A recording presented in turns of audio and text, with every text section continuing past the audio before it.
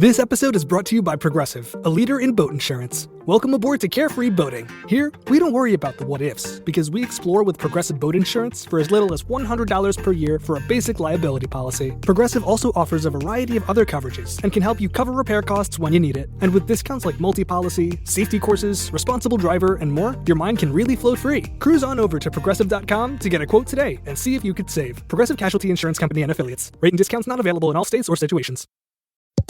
Mic check, 1, 2. Are we recording?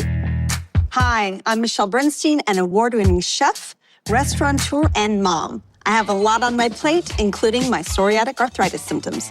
That's why I was prescribed Cosentyx. It helps me move better. Cosentyx secukinumab is prescribed for people 2 years of age and older with active psoriatic arthritis.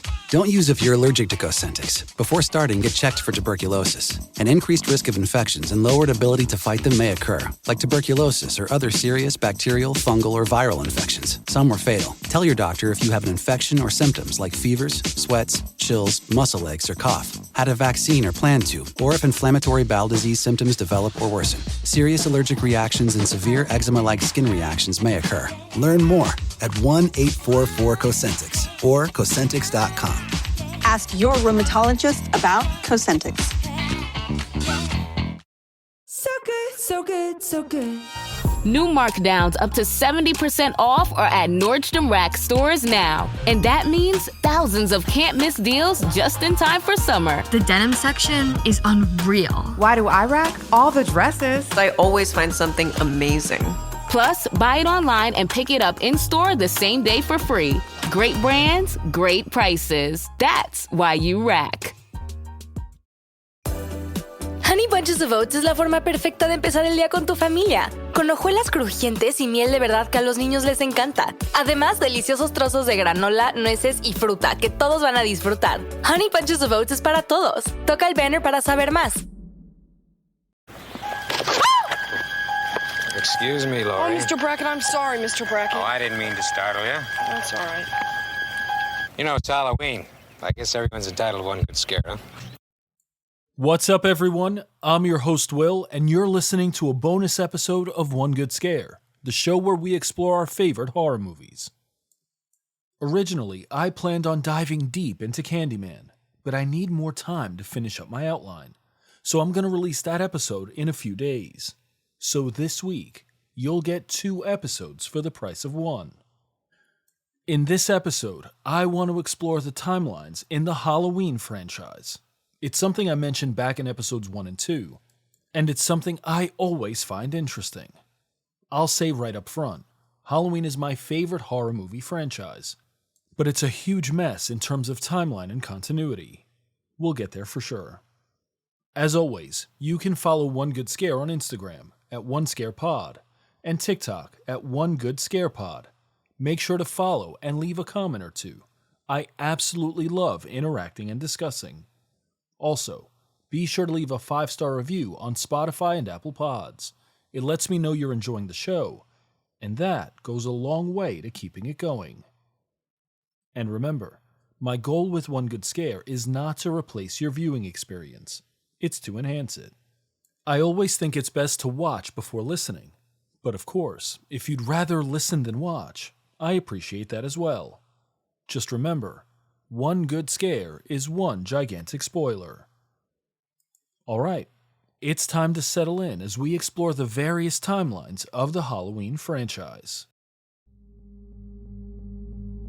Let's kick things off with a bit of an honest assessment. The Halloween franchise is an absolute mess. There are 13 total movies, including 3 titled Halloween, and 2 titled Halloween 2. There are sequels and series, some of which retcon the ones that came before it. By comparison, 7 movies make up the Nightmare on Elm Street canon. I'm not including Freddy vs. Jason or the 2010 remake. But the timeline for the franchise is chronological, 1 to 2, 2 to 3, and so on. Halloween is not like that at all, and I think that frustrates some people because there are at least 6 distinct timelines. I'm going to share them in my preferred order, from 6 to 1. Coming in dead last at number 6, is the release order of the movies. The first timeline, and my absolute least favorite, is to simply watch the movies in the order they were released, which is Halloween 1978, Halloween 2, Halloween 3, Season of the Witch, Halloween 4, The Return of Michael Myers, Halloween 5, The Revenge of Michael Myers, Halloween 6, The Curse of Michael Myers, Halloween H2O, Halloween Resurrection, Rob Zombie's Halloween, Rob Zombie's Halloween 2, Halloween from 2018, Halloween Kills, and finally Halloween Ends. Every year I watch all 13 movies, except I never watch them in order, because honestly it doesn't make sense to. The story doesn't line up, the sequels don't really build on each other in a true sense, and it may just be more confusing to watch them from 1 to 13. Coming in at number 5 is Halloween 3, Season of the Witch. That's right, just one movie. A bit of movie trivia. Did you know the Halloween franchise was intended to be an anthology with different stories set in the same universe? In fact, Michael Myers was a part of that larger universe. After Halloween 2, which ends with Michael Myers burning in the hospital, John Carpenter and Deborah Hill wanted to move the series in a completely different direction, offering new and original stories for the series. And Halloween 3, Season of the Witch, was the first step towards that expansion. I'll cover Halloween 3 in a future episode of the show, but the movie involves a coven of Irish witches plotting to commit child mass murder by selling Halloween masks that explode when a commercial plays on television. Pretty light material. Of course, the plot is uncovered, and all hell and hilarity break loose. Halloween 3 is a complete departure from the Michael Myers movies, and honestly, there are only two things connecting the films: the name Halloween in the movie title, and a commercial for the original Halloween in Season of the Witch. Apparently, there were big plans for the anthology series, except it never panned out. The movie just didn't hit with audiences, and it brought in less than $15 million at the box office, by far the lowest of the series to that point. So despite the best intentions, it was back to Michael Myers. For me, Halloween 3 is a pretty decent standalone film, but it's definitely a product of the mid-1980s. It's more silly than scary, but if you've never seen it before, it's definitely worth a watch, and it may perfectly fit the definition of cult classic. This episode is brought to you by Greenlight. Get this. Adults with financial literacy skills have 82% more wealth than those who don't. From swimming lessons to piano classes, us parents invest in so many things to enrich our kids' lives. But are we investing in their future financial success? With Greenlight, you can teach your kids financial literacy skills like earning, saving, and investing. And this investment costs less than that after-school treat. Start prioritizing their financial education and future today with a risk-free trial at greenlight.com/Spotify. Greenlight.com/Spotify. Starting a business can seem like a daunting task, unless you have a partner like Shopify. They have the tools you need to start and grow your business. From designing a website to marketing to selling and beyond, Shopify can help with everything you need. There's a reason millions of companies like Mattel, Heinz, and Allbirds continue to trust and use them. With Shopify on your side, turn your big business idea into... Sign up for your $1 per month trial at shopify.com/special offer. Number 4. The Rob Zombie reimagining of Halloween and Halloween 2. This one might be the most difficult, because the Rob Zombie movies have really grown on me over the years. I remember watching Halloween in theaters back in 2007. The hype was real, but so was the disappointment. And it's kind of funny, because I also remember my biggest criticism: the fact that Rob Zombie humanized Michael Myers and took away his mystique and aura. Nowadays, when I hear that as the reason why some folks don't like the Rob Zombie movies, I laugh. Because now I think humanizing Michael Myers was actually pretty brilliant, and it's an angle I wish was explored just a bit more. I'm planning to cover each of the Halloween movies in future episodes, but I really think Rob Zombie's Halloween is infinitely better than Halloween 2.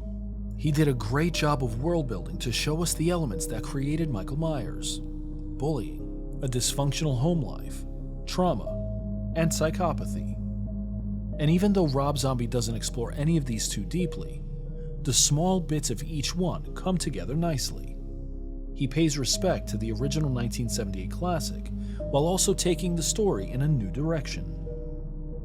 Except, Halloween 2 is one of my least favorite movies in the franchise. Though I will say, the guard shack scene is still one of the most anxiety-inducing in the entire series. Here's what I find interesting about Rob Zombie's reimagining, and why I have a love-hate relationship with these movies. Rob Zombie knows how to build tension, and he absolutely knows how to get under your skin. He's unflinching in the things he shows. And when these scenes crescendo, he nails the gore and brutality of Michael Myers. Except, the scenes in between often fall flat and fail to add any layer to the overall narrative. The differences between these two movies highlight the struggle. With Halloween, the foundation was already set, and even though he deviated slightly, you could still see John Carpenter's classic shine through. But with Halloween 2, which is an entirely different movie than the 1981 sequel, Rob Zombie basically did his own thing. And apart from a few short scenes, to me it largely fails to deliver. There's something else these movies do well, and I want to highlight this because I don't just want to shit on these movies. They're brutal and violent. I mean, if you put all the violence from the other movies together, they'd still come up short of Rob Zombie's films. Each of these includes buckets and buckets of blood. I know I'm a little conflicted on these, but depending on what day you ask, this timeline might actually be higher on my list. Number 3. The first Laurie Strode timeline, which includes Halloween 1978, Halloween 2, Halloween H2O, and Halloween Resurrection. Part of me wishes this timeline included Halloween and Halloween H2O, and left off Halloween 2 and Halloween Resurrection. So this might be the first controversy of the episode. I'm not a huge fan of Halloween 2. I know it's a continuation of 1978, and the story follows Laurie as she's treated at the hospital, but it's just missing the elements that made the original a classic. The pacing is entirely too slow. The secondary characters are unlikable. The killings are indiscriminate and over the top, and frankly, Michael shuffles rather than stalks his victims. I really enjoyed H2O though, and felt like it was a solid sequel, even if it was a generic slasher. You could cut the tension with a knife, as we waited for the first time Laurie and Michael lock eyes. And the scene in the dining room, where Laurie is hiding under the tables and Michael is walking atop, is terrific and legitimately scary. Also, a random thought. I wonder if LL Cool J had a can't kill me clause in his contracts, because in H2O and Deep Blue Sea, he comes super close to death, but makes it out by the skin of his teeth. I hate that I hate Halloween Resurrection, but guys, I really hate it, and I think it's the worst in the entire franchise. It just shouldn't exist, though it does give some finality to the first Laurie Strode timeline. Except it's weird, because Laurie is essentially sidelined for all but 5% of the movie. It's like all they had on paper were the final scenes, and they improvised the rest of them. The cast is less than stellar, the acting performances are subpar, and Michael Myers' mask is the absolute worst of them all. He looks more confused than scary. The underlying narrative is that Laurie Strode is Michael Myers' sister, and the two are playing cat and mouse. He wants to kill her, obviously, and she wants to stop him. Except because of H2O, this timeline retcons Halloween 4 through 6, and it pretends as if they never existed. It's like when you hear a judge direct a jury to quote-unquote disregard the testimony you've heard. Sure, the testimony has no bearing on the outcome, allegedly, but everyone knows it's there, and it's impossible to ignore. I struggle with this timeline less because of the story, and more because of Halloween 2 and Resurrection. If Resurrection were even slightly better, this timeline would be higher on my list. Number 2. The second Laurie Strode timeline, which includes Halloween 1978, Halloween 2018, Halloween Kills, and Halloween Ends. Guys, I really wish this were my favorite timeline. And honestly, I've never been more disappointed for a runner-up. Halloween 2018 was an absolute banger. I mean, it was the strongest entry in the franchise in literal decades.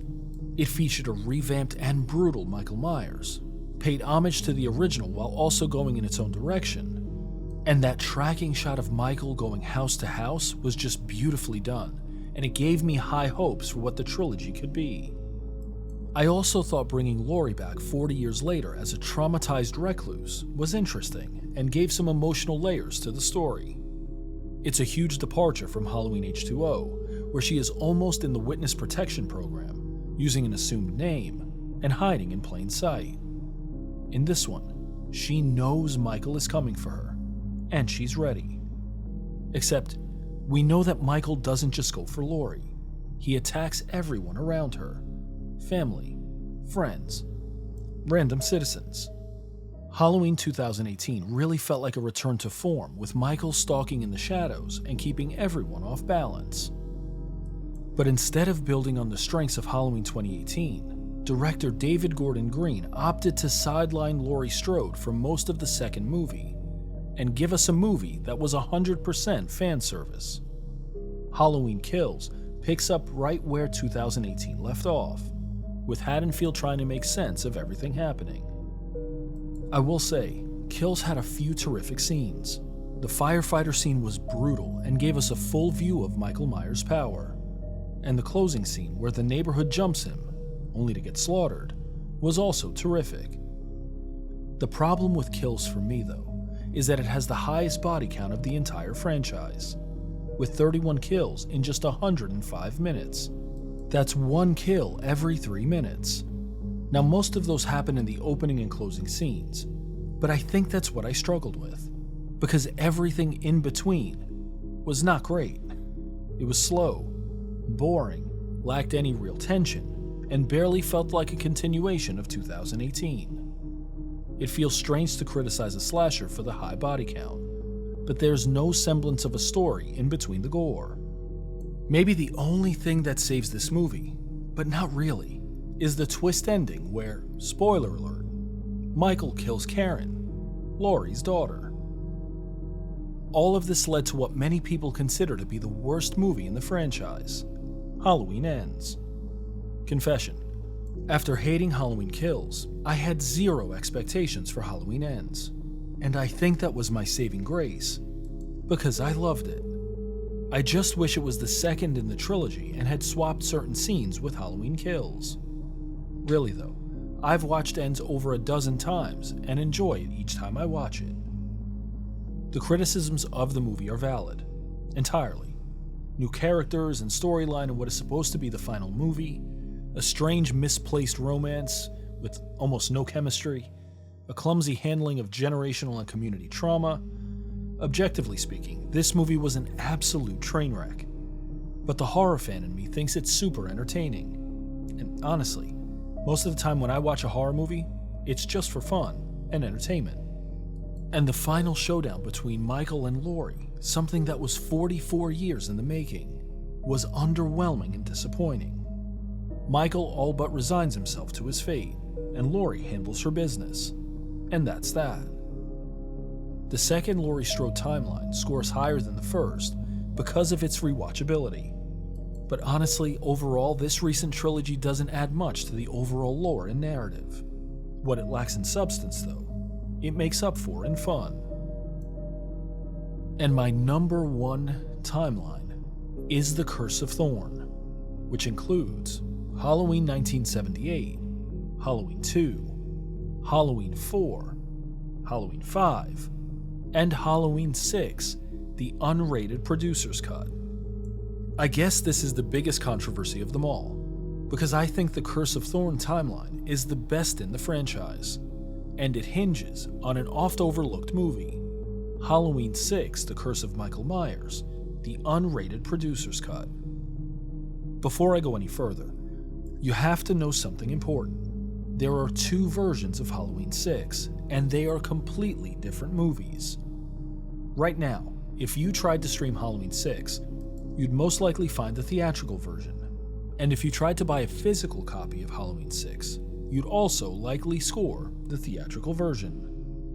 But there's a secret, magical, unrated producer's cut, which is the absolute best version of the film because it answers a ton of questions, introduces a compelling possibility for who Michael Myers might be, and completes the story arc of Halloween 4 and 5 in a satisfying way.